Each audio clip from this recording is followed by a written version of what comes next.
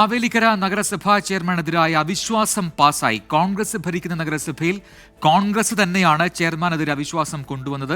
CPIM അംഗങ്ങളുടെ പിന്തുണയോടെയാണ് അവിശ്വാസം പാസായത്. മനീഷ് മഹിപാൽ ആലപ്പുഴയിൽ ഇതിന്റെ കൂടുതൽ വിവരങ്ങൾ നൽകും. മനീഷ്, ഇതൊരു അസാധാരണ സാഹചര്യമാണ്.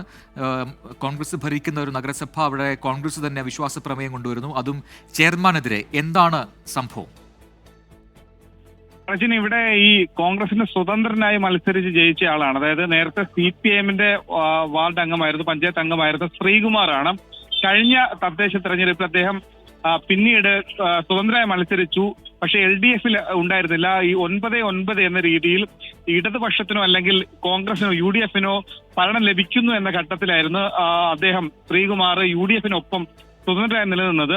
അങ്ങനെ ഒരു ടേം ഉണ്ടായിരുന്നു 3 വർഷം. ആദ്യത്തെ 3 വർഷം ശ്രീകുമാർ സ്വതന്ത്രനായി UDFിലുണ്ടായിരുന്ന ശ്രീകുമാറിനും പിന്നീടുള്ള 2 വർഷം കോൺഗ്രസിന്റെ അംഗത്തിനും എന്ന ധാരണയിലായിരുന്നു മുന്നോട്ട് പോയത്. പക്ഷേ 3 വർഷം കഴിഞ്ഞിട്ടും ഈ ശ്രീകുമാർ മാറിപ്പോകാത്ത സാഹചര്യത്തിലാണ് കോൺഗ്രസ് ഭരിക്കുന്ന മാവേലിക്കര പഞ്ചായത്തിൽ ഇങ്ങനെ ഒരു അവിശ്വാസം കൊണ്ടുവന്നത്.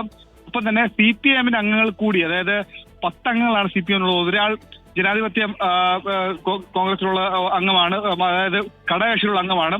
ഒപ്പം തന്നെ ഈ 9 CPIMന്റെ നേരിട്ടുള്ള അംഗങ്ങളുണ്ട്. അങ്ങനെ 10 പേർ കൂടി പിന്തുണ വെച്ചതോടെ 28 പേരിൽ 18 പേരുടെ പിന്തുണയോടാണ് കോൺഗ്രസ് കൊണ്ടുവന്ന അവിശ്വാസം പാസ്സായത്.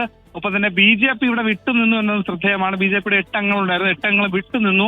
ഇനി എപ്പോഴാണ് അടുത്ത തെരഞ്ഞെടുപ്പ് എന്നുള്ള കാര്യം ഇനി പഞ്ചായത്ത് സെക്രട്ടറി കൂടെ വ്യക്തമാക്കേണ്ടതാണെങ്കിലും ഈ 2 വർഷം എന്ന ധാരണ ഈ സ്വതന്ത്രനായി എത്തിയ കോൺഗ്രസ് അംഗം പാലിക്കാത്തതിനെ തുടർന്നാണ് കോൺഗ്രസ് തന്നെ അവരുടെ ചെയർമാനെതിരെ ഇങ്ങനെ ഒരു അവിശ്വാസം കൊണ്ടുവന്നത്. പ്രജിൻ, നിലവിലിപ്പോ ഇനിയിപ്പോ ഭരണം ആർക്ക് എന്ന് പറയാൻ കഴിയില്ല അല്ലെ?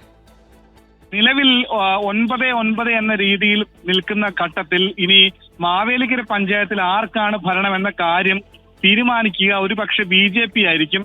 കാരണം നിലവിൽ CPIMും കോൺഗ്രസും അല്ലാതെ 2 സീറ്റുള്ളത്, BJP അല്ലാതെ 2 സീറ്റുള്ളത്, ഒന്ന് ഘടകകക്ഷിയ ജനാധിപത്യ കോൺഗ്രസിനും ഒപ്പം തന്നെ ഇപ്പോൾ സ്വതന്ത്രമായി മത്സരിച്ച് ജയിച്ച ഇപ്പോൾ ഈ അവിശ്വാസം നേരിട്ട ശ്രീകുമാറുമാണ്.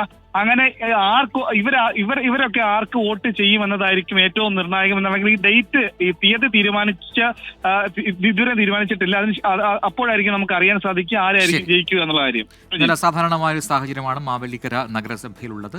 അവിടെ ഇപ്പോൾ ചെയർമാനെതിരെയാണ് കോൺഗ്രസ് തന്നെ ഭരിക്കുന്ന സമയത്ത് കോൺഗ്രസ് തന്നെ ഒരു അവിശ്വാസം കൊണ്ടുവരും. അത് CPIM പിന്തുണയോടെ പാസ്സാക്കിയെടുക്കുകയും ചെയ്തു. മനീഷ് മഹിപാലാണ് ആലപ്പുഴയിൽ വിശദാംശങ്ങൾ നൽകിയത്.